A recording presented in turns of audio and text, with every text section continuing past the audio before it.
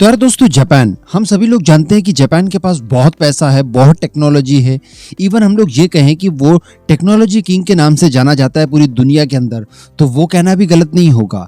एक world war 2 के बाद में डिफेंस को छोड़कर बाकी सारी चीजों में जो टेक्नोलॉजीज डेवलप की है जापान की तरफ से, वो भाई लाजवाब है। उनकी जो रोजमर्रा की जिंदगी है उसमें भी वो टेक्नोलॉजी का इस्तेमाल इतना ज्यादा करते हैं, जीवन से लेकर मृत्यु तक के सभी कामों में, जिसकी कोई कल्पना नहीं कर सकते। आने वाले शायद 100 सालों में भी हम लोग उस तरह की टेक्नोलॉजीज का इस्तेमाल अपनी रोजमर्रा के जीवन में नहीं करेंगे। इतनी बेहतरीन टेक्नोलॉजी है जापान की, आपको बताने की जरूरत है नहीं। लेकिन डिफेंस टेक्नोलॉजी के मामले में ये देश बहुत ज्यादा पिछड़ गया, लेकिन इसके बावजूद जापान ने बहुत अच्छा कमबैक किया, खासकर शिंजो आबे के कार्यकाल के दौरान से। उसके बाद से लेकर अभी तक जापान बिल्कुल भी पलटकर पीछे नहीं देख रहा है। इवन रिसेंट खबरों की माने तो जापान, जो कि इकोनॉमिकली भारत से भी ज्यादा ताकतवर है, वो अपनी टोटल जीडीपी का कुल 5% तक खर्च करने वाला है डिफेंस बजट को लेकर, जिसमें लॉन्ग रेंज की मिसाइलें और कई सारे फाइटर प्रोग्राम शामिल हैं। यानी इन सारी चीजों की रिक्वायरमेंट को फुलफिल करने के लिए सडनली अपने डिफेंस बजट को कई गुना बढ़ा रहा है। भारत अपनी जीडीपी का 2% भी अभी तक नहीं कर पाया। जो अटल बिहारी वाजपेयी जी का ड्रीम था, वो चीज हम लोग आज भी पूरी नहीं कर पाए। लेकिन जापान सडनली 5% तक लाने की कोशिश कर रहा है और बिल्कुल कर देगा वो अगले साल तक। लेकिन दोस्तों, इसके बावजूद अगर डिफेंस टेक्नोलॉजी की बात की जाए तो भारत जापान से बहुत आगे है, और ये बात जानकर आपको गर्व हो रहा होगा। चलिए आगे मैं आपको वीडियो में सारा कुछ एक्सप्लेन करके भी बताता हूँ कि भला ये सारी चीजें संभव कैसे हुई। देखिए दोस्तों, जब कभी भी खबर निकल कर आती है तेजस मार्क 2 को लेकर, एमका को लेकर, टेड बीएफ को लेकर या ऑरा को लेकर, तो कभी कभार इसमें डिले हो जाता है। कभी कभार जो टाइमलाइन बताई गई है उस आधार पर काम नहीं होता, थोड़ा सा बाद में हो जाता है।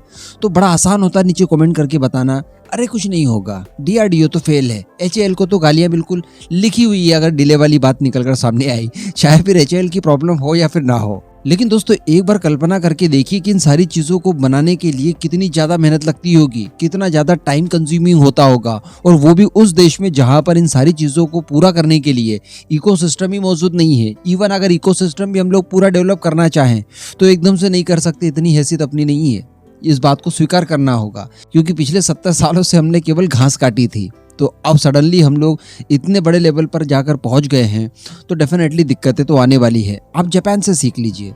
हम सभी जानते हैं कि भारत अपना 5.5 जनरेशन का एमका बना रहा है, और वहीं पर जापान एफएक्स नाम से एक 6 जनरेशन का प्रोग्राम बना रहा है।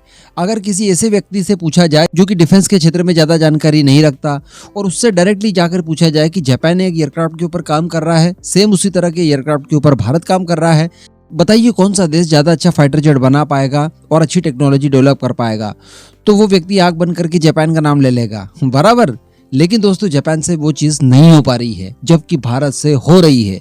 भारत अपने एमका के ऊपर लगातार काम कर रहा है और बहुत ज्यादा परसेंटेज उसमें अपनी स्वदेशी टेक्नोलॉजीज का इस्तेमाल करने जा रहा है, और सारा का सारा कार्यक्रम अपने तय सीमा से चल रहा है।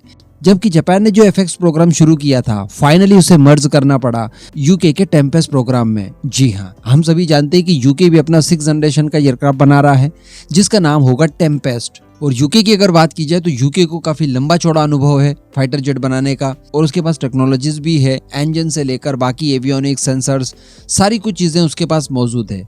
तो कोई बड़ी बात नहीं है कि जब यूके अपना फाइटर जेट बनाएगा तो वो बहुत अच्छा परफॉर्म करेगा, काफी ज्यादा हाईटेक टेक्नोलॉजी का उसमें इस्तेमाल किया जाएगा, और किसी भी तरह का संदेह उसके ऊपर खड़ा नहीं किया जा सकता।